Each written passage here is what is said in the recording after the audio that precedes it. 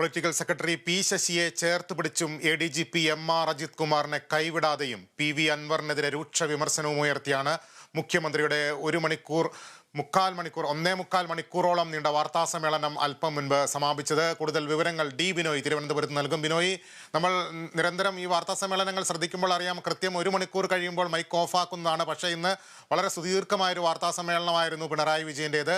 അക്കാര്യത്തിൽ നമുക്ക് ഉത്തരം തേടേണ്ടിയിരുന്ന 3 കഥാപാത്രങ്ങളാണ്. 1 PV Anvar, 2 ADGP Ajith Kumar, 3 political secretary P Sasi. വളരെ രൂക്ഷമായ വിമർശനമാണ് PV അൻവറിനെതിരെ മുഖ്യമന്ത്രി ഉയർത്തിയിരിക്കുന്നത്. അദ്ദേഹത്തിൻ്റെ സ്വതസിദ്ധമായ ശൈലിയിൽ അദ്ദേഹം ഉയർത്തിയിരിക്കുന്ന വിമർശനങ്ങൾ PV അൻവറിനെ പൂർണ്ണമായും തള്ളിക്കളയുകയാണ്. അതോടൊപ്പം പി ശശിക്കെതിരെ ഒരു അന്വേഷണവുമില്ല, ഒരു പരിശോധനയുമില്ല, പൂർണ്ണമായും ക്ലീൻ ചിറ്റ്. ADGPക്കെതിരെ അന്വേഷണം നടക്കട്ടെ, റിപ്പോർട്ട് വരട്ടെ, എന്നാൽ നടപടി. എന്തൊക്കെ നമുക്ക് വായിച്ചെടുക്കണം? തീർച്ചയായും ഏകദേശം 1 മണിക്കൂർ 40 മിനിറ്റ് നീണ്ടു നിന്ന ഒരു വാർത്താ സമ്മേളനമാണ് മുഖ്യമന്ത്രി നടത്തിയത്.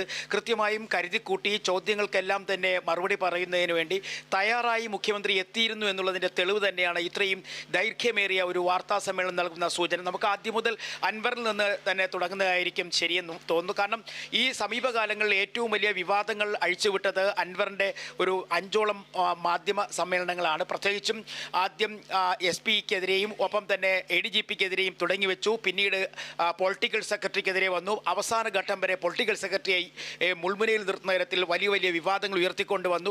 ഇത്തരം വിവാദങ്ങളൊക്കെ ഉയർത്തിക്കൊണ്ട് വന്ന ആ അൻവറിനെ ഇന്ന് കൃത്യമായും മുഖ്യമന്ത്രിയെ തള്ളിപ്പറയുന്നതാണ് നമുക്ക് കാണാൻ കഴിഞ്ഞത്. കാരണം അദ്ദേഹം വ്യക്തമായി എടുത്തു പറഞ്ഞു, മുഖ്യമന്ത്രി എന്ന നിലയ്ക്ക് ഞാൻ ഈ വിഷയത്തിൽ മറുപടി പറയുന്നില്ല, പകരം ഒരു CPM പ്രവർത്തകൻ, ഒരു കമ്മ്യൂണിസ്റ്റുകാരൻ എന്ന നിലയ്ക്ക് ഞാൻ മറുപടിയിലേക്ക് കടക്കാം എന്ന് പറഞ്ഞുകൊണ്ട് തന്നെ അദ്ദേഹം പറയുകയുണ്ടായി. അത് വ്യക്തമായ ഭാഷയിൽ പറഞ്ഞു.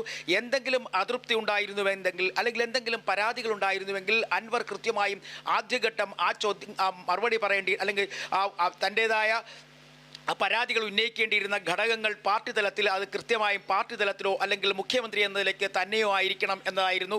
അത്തരത്തിൽ ആ ആരോപണങ്ങൾ ഉന്നയിക്കുന്നതിന് പകരം മാധ്യമങ്ങൾക്ക് മുന്നിൽ തുടർച്ചയായി അതായത് 3 പ്രാവശ്യം മാധ്യമങ്ങളെ കണ്ടതിനു ശേഷം മുഖ്യമന്ത്രിയെ പിന്നീട് കാണാൻ വരികയും ആ കൂടിക്കാഴ്ച 5 മിനിറ്റ് മാത്രം ദൈർഘ്യമേറിയതായിരുന്നുവെന്നും ആ കൂടിക്കാഴ്ചയുടെ അടിസ്ഥാനത്തിൽ അൻവർ പറഞ്ഞിട്ടുള്ള കാര്യങ്ങളെക്കുറിച്ച് വ്യക്തമായ ഒരു അന്വേഷണം ഉണ്ടാകുമെന്ന് മുഖ്യമന്ത്രി പറയുകയും ചെയ്തിരുന്നു എന്നൊക്കെ സൂചിപ്പിക്കുമ്പോൾ ഇതിൽ നമ്മൾ മനസ്സിലാക്കേണ്ടത് അൻവറിനെ പൂർണ്ണമായും മുഖ്യമന്ത്രി കൈവിട്ടിരിക്കുന്നു എന്ന് തന്നെ പറയാൻ കഴിയും. കാരണം അൻവർ തന്നെയാണ് SP സുജിത്തിനെതിരെയും ഒപ്പം ADGP MR അജിത് കുമാറിനെതിരെയും ഒപ്പം പൊളിറ്റിക്കൽ സെക്രട്ടറി പി ശശിക്കെതിരെയും വലിയ തരത്തിലുള്ള ആരോപണങ്ങൾ ഉന്നയിച്ചത്.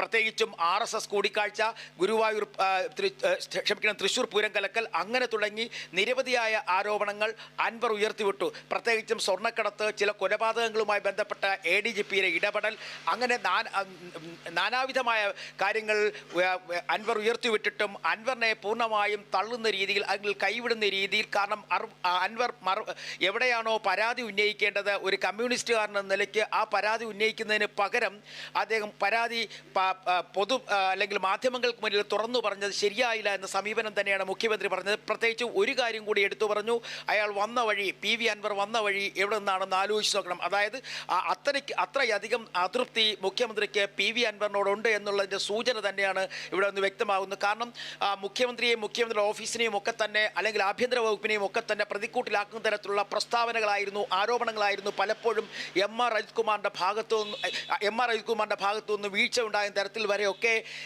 PV അൻവർ പറഞ്ഞു വെക്കുന്നത് വല്ലാത്ത തരത്തിൽ മുഖ്യമന്ത്രിയിൽ അതൃപ്തി ഉണ്ടാക്കിയിരിക്കുന്നതിൻ്റെ സൂചന നമുക്ക് അദ്ദേഹത്തിൻ്റെ വാക്കുകളിൽ നിന്ന് വ്യക്തമാക്കും. കാരണം ചോദ്യങ്ങൾക്ക് വളരെ ക്ഷമയോടുകൂടി കേട്ടിരിക്കുകയും ആ ചോദ്യങ്ങൾ കൃത്യമായ രീതിയിൽ മറുപടി നൽകുകയും ചെയ്തു. പ്രത്യേകിച്ചും കള്ളക്കടത്തിൻ്റെ കാര്യത്തിൽ വ്യക്തമായ റിപ്പോർട്ടുകൾ നിരത്തിക്കൊണ്ടാണ് അദ്ദേഹം അൻവറിൻ്റെ പല ആരോപണങ്ങൾക്കും മറുപടിയായി നൽകിയത്. അങ്ങനെ എല്ലാ അർത്ഥത്തിലും അൻവർ നൽകിയ അല്ലെങ്കിൽ അൻവർ ഉന്നയിച്ച പരാതികൾ, ആരോപണങ്ങളൊക്കെ തന്നെ തള്ളുന്ന തരത്തിലേക്ക് കൊണ്ടുപോയി. അതേസമയം അൻവർ ഉന്നയിച്ചുകൊണ്ട് ചില പരാതികൾ അന്വേഷിക്കുമെന്നും ആ അന്വേഷണത്തിൻ്റെ ശേഷം ആ റിപ്പോർട്ട് കിട്ടിയതിനു ശേഷം മേൽ നടപടികൾ സ്വീകരിക്കുമെന്നും പറഞ്ഞു നിർത്തിയ സ്ഥലത്ത് പി ശശിക്കെതിരെ ഉയർന്നു വന്ന ചോദ്യങ്ങളിൽ ഒന്നും പറയാതെ, കാരണം പാർട്ടി സംസ്ഥാന കമ്മിറ്റി അംഗമാണ് അദ്ദേഹം. പാർട്ടി സംസ്ഥാന കമ്മിറ്റി ചുമതലപ്പെടുത്തിയ പോസ്റ്റാണ് പൊളിറ്റിക്കൽ സെക്രട്ടറി. ആ പൊളിറ്റിക്കൽ സെക്രട്ടറിക്കെതിരെ ഉയർന്നു വന്ന ആരോപണങ്ങളിൽ കഴമ്പില്ല എന്നും മുഖ്യമന്ത്രി പറഞ്ഞു വെച്ചുകൊണ്ട് പൂർണ്ണ പിന്തുണ പി ശശിക്ക് നൽകുന്നൊരു കാഴ്ചയും നമുക്ക് കാണാൻ കഴിഞ്ഞു. എം.ആർ. അജിത്കുമാറിലേക്ക് വരികയാണെങ്കിൽ എം.ആർ. അജിത്കുമാറിനെ കുറിച്ച് സംബന്ധിച്ച് ഉയർന്നു വന്ന ആരോപണങ്ങളിൽ ഇപ്പോൾ നിലവിൽ അന്വേഷണം നടക്കുന്നുണ്ട്.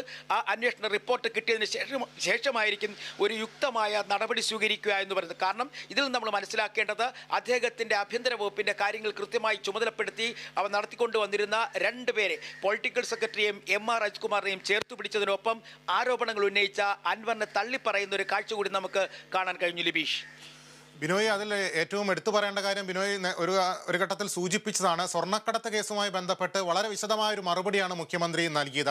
അദ്ദേഹം പറയാതെ വയ്ക്കുന്ന ചില കാര്യങ്ങളുണ്ട്. PV അൻവർ പല കാര്യങ്ങൾക്കും മുഖ്യമന്ത്രിയുടെ ഓഫീസിൽ എത്തിയിട്ടുണ്ട്.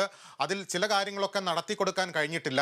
അതിൽ എന്തൊക്കെയോ ചില ബന്ധങ്ങളുണ്ട് എന്നുള്ള മട്ടിൽ കൂടി മുഖ്യമന്ത്രിയുടെ ആരോപണം മുന അൻവറിനെതിരെ തിരിയുകയാണ്.